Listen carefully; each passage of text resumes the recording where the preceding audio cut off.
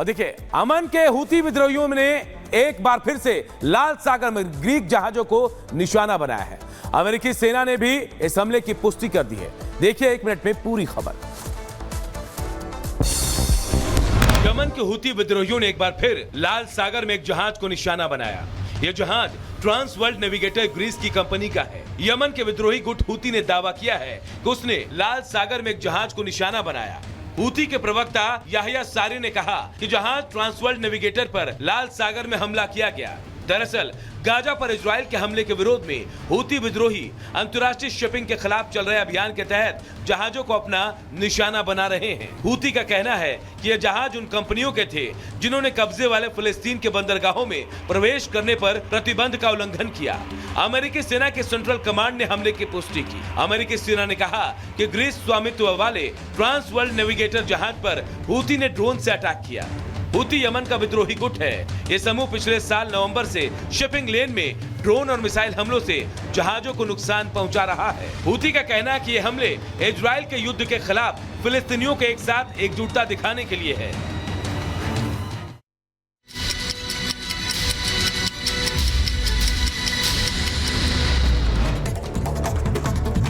प्रधानमंत्री मोदी आज केंद्रीय कर्मचारी संगठनों के नेताओं के साथ बैठक करने वाले हैं। 1 दशक में पहली बार प्रधानमंत्री मोदी कार्मिक मंत्रालय के साथ केंद्र सरकार के कर्मचारियों के लिए राष्ट्रीय स्तर के ज्वाइंट कंसल्टेटिव मैकेनिज्म के कर्मचारी प्रतिनिधियों से मुलाकात करेंगे।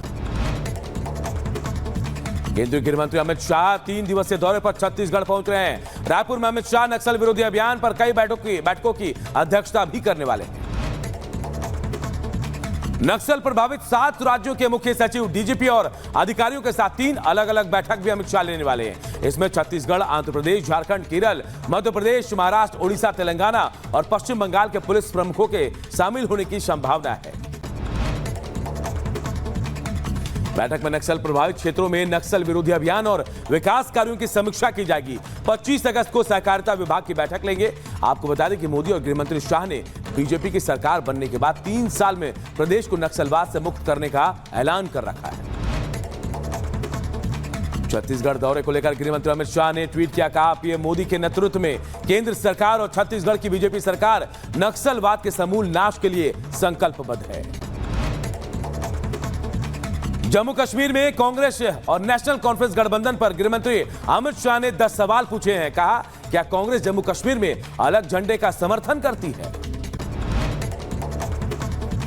जम्मू कश्मीर में कांग्रेस एनसी गठबंधन पर अमित शाह का हमला, कहा सत्ता के लालच में बार बार देश की एकता और सुरक्षा के साथ खेलने वाली कांग्रेस पार्टी ने जम्मू कश्मीर चुनाव में एनसी के साथ गठबंधन कर फिर से अपने मंसूबों को देश के सामने रखा है।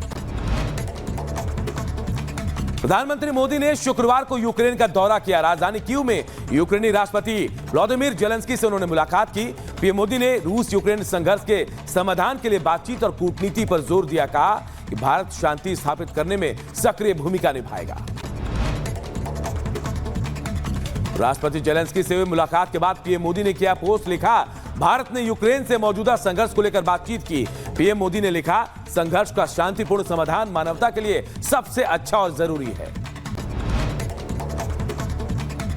पीएम मोदी के कीव दौरे के दौरान भारत यूक्रेन के बीच 4 समझौतों पर हस्ताक्षर हुए हैं। इसमें सांस्कृतिक क्षेत्र में सहयोग, स्वास्थ्य क्षेत्र, कृषि क्षेत्र में सहयोग और मानवीय मदद को लेकर समझौते पर हस्ताक्षर किए गए।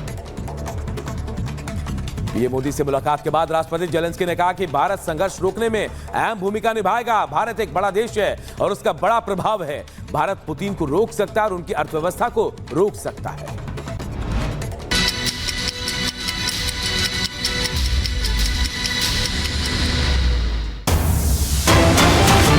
और एक बड़ी खबर इस वक्त रोहतक से आ रही है। रोहतक में पहलवान पर जानलेवा हमला हुआ है।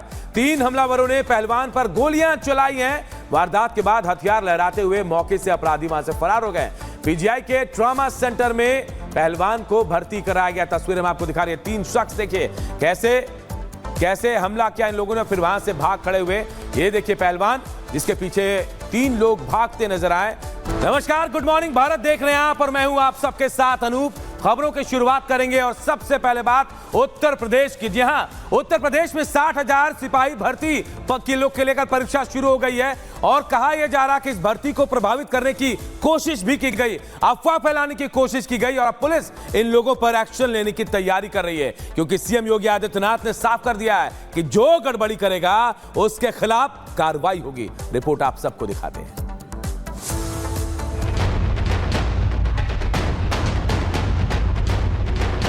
हम लोग 60,000 से अधिक पुलिस कार्मिकों की भर्ती करने जा रहे हैं और मैं आप सभी नौजवानों से कहूंगा, इस भर्ती की प्रक्रिया में भाग लीजिए। योगी की चेतावनी साफ है, पुलिस भर्ती परीक्षा में अगर किसी ने गड़बड़ी की कोशिश की, पेपर लीक जैसी अफवाह फैलाने की जुर्रत की, तो उसका इलाज बुलडोजर से होगा। उसके लिए जेल के रास्ते खुल चुके हैं। 60,000 से अधिक पुलिस कार्मिकों की भर्ती करने जा रहे हैं और मैं आप सभी नौजवानों से कहूंगा, इस भर्ती की प्रक्रिया में भाग लीजिए। कोई माई का लाल आपकी योग्यता पर प्रश्न नहीं खड़ा कर पाएगा। अगर किसी ने खड़ा किया तो उसके लिए उत्तर प्रदेश सरकार ने जेल के रास्ते खोले हुए हैं।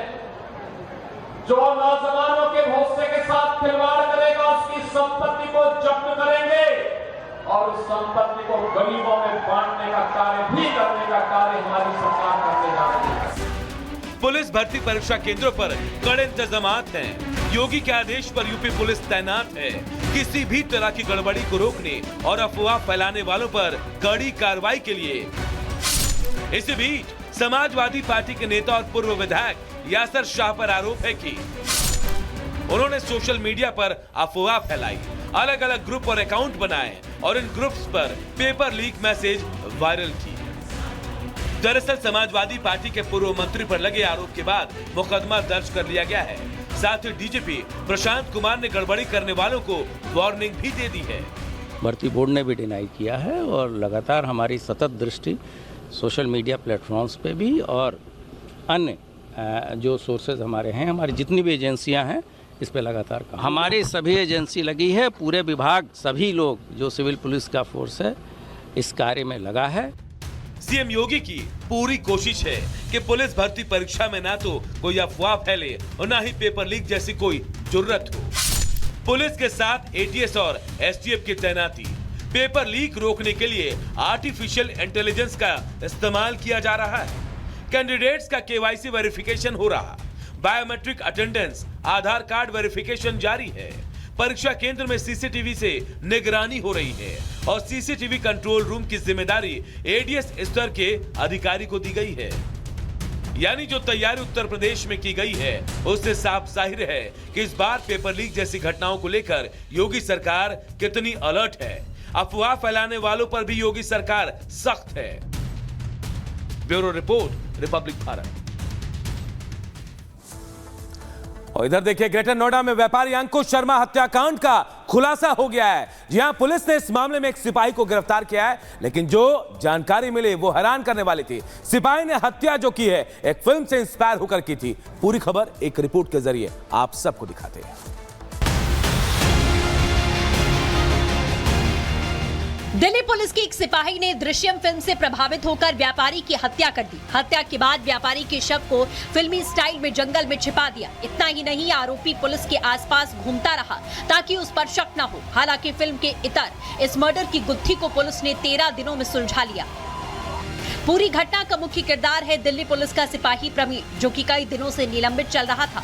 सिपाही की नजर मृतक के फ्लैट पर थी। फ्लैट पर कब्जा करने को लेकर आरोपी प्रवीण ने अंकुश की हत्या कर दी, उसके शव को जंगल में छिपा दिया। प्रवीण ने ब्रोकर संचित के जरिए एक फ्लैट खरीदने के लिए मृतक अंकुश शर्मा से संपर्क किया। इसके बाद मृतक अंकुश शर्मा को एक सस्ता और अच्छा फ्लैट सेक्टर ईटा 2 में बेचने की बात ब्रोकर संचित ने 2 फरवरी को आरोपी प्रवीण को बताई, जिसके बाद मृतक अंकुश के साथ मीटिंग हुई। टोकन मनी देने के बाद 14 मार्च को दोनों ने एक एग्रीमेंट साइन किया।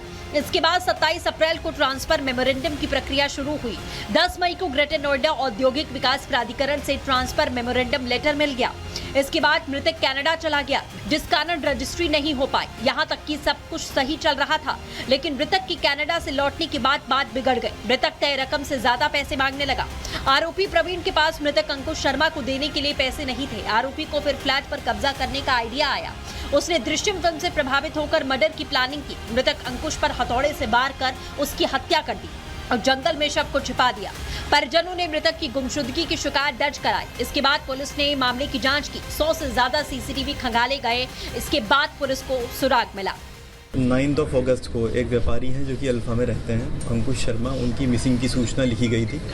पुलिस ने इस केस को लगभग 13 दिन इन्वेस्टिगेट किया है और 13 दिन इन्वेस्टिगेशन के बाद इसमें एक प्रवीण कुमार नाम का व्यक्ति है जिसको अरेस्ट किया गया है। उसने घटना में जो गाड़ी यूज़ करी, जो हैमर यूज़ किया उसने, और जो बॉडी भी है वो टी सीरीज़ जो ज़मीन है वहाँ पे जो जंगल है LG गोल चक्कर के पास, वहाँ से हमने इसमें बॉडी जो है वो भी बरामद करी है।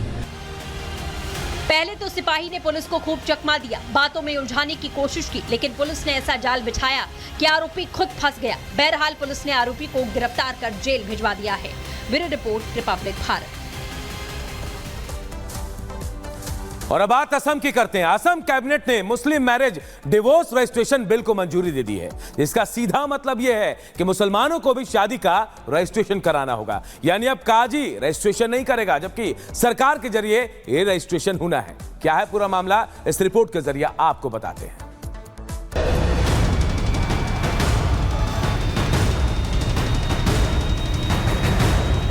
जब सरकार राजी तो क्या करेगा काजी? मुस्लिम विवाह होते थे उनको काजी रजिस्टर करते थे, आज से ये सरकार में रजिस्टर होगा। रूठा हो या राजी, हाथ मलेगा काजी। हेमंत बिश्व शर्मा पगला गए हैं। हेमंता का एक्शन, काजी की छुट्टी। असम की हेमंता सरकार ने बड़ा कदम उठाया है। असम में मुसलमानों के निकाह और तलाक को लेकर जल्द ही बहुत कुछ बदलने वाला है। असम की हेमंता सरकार फुल एक्शन मोड में है। असम की हेमंत बिश्व शर्मा सरकार गुरुवार को विधानसभा में मुस्लिम marriage and divorce registration bill 2024 पेश कर दिया। इससे पहले बुधवार को ही असम कैबिनेट इस बिल को मंजूरी दे चुकी है। इस बिल से 2 चीजें प्रमुख तौर पर बदलेंगी। पहला, मुस्लिम शादी का रजिस्ट्रेशन सरकार करेगी, काजी नहीं। दूसरा, बाल विवाह के रजिस्ट्रेशन को अवैध माना जाएगा। सीएम हेमंता शर्मा ने बताया, इससे पहले मुस्लिम